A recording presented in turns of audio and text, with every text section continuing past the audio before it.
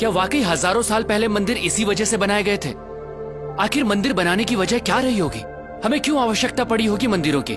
क्यों हमारे इतिहास में ऐसे ऐसे मंदिर बनाए गए जिन्हें बनाने में दशकों लग गए थे? दोस्तों, डिवाइन पावर को और इंटेंसिफाई रूप में पाने के लिए मंदिर बनाए गए। इसे यूं समझिए, जिस तरह साउंड वेव्स को कैच करने के लिए सेलफोन चाहिए, ठीक उसी तरह डिवाइन पावर को उसकी नेचुरल इंटेंसिटी में कैच करने के लिए चाहिए एक पावरफुल टूल, जो है मंदिर। एक तरह से यूं समझिए, कॉस्मिक कनेक्शन के लिए बनाए गए पावरफुल टूल है मंदिर। ये एक पॉसिबिलिटी है उस डायमेंशन को छूने की जिससे हम इंसान बने, ये संसार बना, ये ब्रह्मांड बना।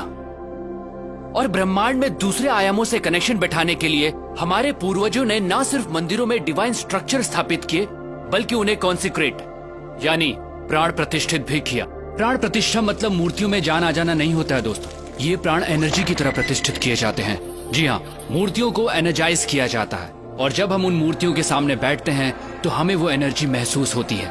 हमें परेशानी का हल मिलता है, हमारा दुख दूर होता है और हम खुद को भगवान से जोड़ते हैं। ये सिर्फ उन डिवाइन एनर्जीज की वजह से होता है दोस्तों। ये एनर्जी आपका सिस्टम जब कैच करता है तो आपकी एनर्जी बॉडी अलाइंड होती है और आप पॉजिटिव फील करते हैं। जैसे हमें अलग अलग लोगों से पॉजिटिव और नेगेटिव वाइब्स मिलती हैं। देखिए दोस्तों, एनर्जी जो है वो आपके थॉट प्रोसेस से ड्राइव होती है और सामने वाला वही महसूस करता है। ठीक उसी तरह जब हम प्राचीन मंदिरों में जाते हैं तो हमें वहाँ की पॉजिटिव वाइब्स महसूस होती है। अगर आप अपनी एनर्जी के प्रति सेंसिटिव होंगे तो आप ये जरूर महसूस कर पाएंगे। कई मंदिरों की एनर्जी ऐसी होती है कि आप अपने आंसू नहीं रोक पाते, आप इमोशनल हो जाते हैं। हो सकता है आप गिल्ट महसूस करें उस काम के लिए जो आपको गलत लगता है। ऐसी जगह आपको मेल्ट करती हैं, आपको लाइट करती हैं, आपको हल्कापन महसूस कराती हैं। दोस्तों, प्राचीन मंदिर ऐसे एनर्जी सेंटर्स थे जो इंसान की डीप ट्रांसफॉर्मेशन के लिए बनाए गए थे। तभी तो मंदिरों में जाने से पहले नहाया जाता था, ताकि आपकी बॉडी उस एनर्जी के लिए और रिसेप्टिव बने। मंदिर कॉस्मोस के साथ अपना कनेक्शन बैठाने की जगह के तौर पर बने थे, जहां आंख बंद करके ब्रह्मांड के आयामों से जुड़ा जाता था। तभी तो आज भी जब हम मंदिर जाते हैं तो कुछ देर आंख बंद करके जरूर बैठते हैं। आप इस दुनिया में कब आए, कब जाएंगे, क्या खाते हैं, क्या कमाते हैं, इससे कोई फर्क नहीं पड़ता। आपको जीवन में कभी न कभी सोर्स ऑफ क्रिएशन से जुड़ने की जरूरत जरूर महसूस होगी।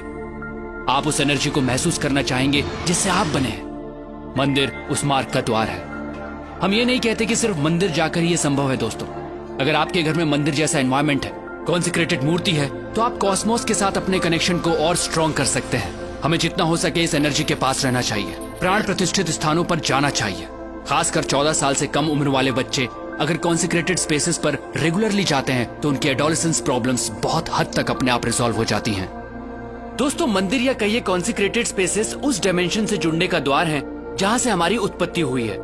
ये एक तरह की टेक्नोलॉजी है जिससे हमारा एनर्जी सिस्टम ऐसे अलाइंड होता है कि हमारा जीवन को देखने का नजरिया ही बदल जाता है। तो अगली बार जब भी किसी मंदिर में जाएं तो वहां की प्राण प्रतिष्ठित मूर्ति और उस कॉन्सिक्रेटेड स्पेस की एनर्जी को अपनी एनर्जी सिस्टम से एक होता जरूर महसूस कीजिएगा।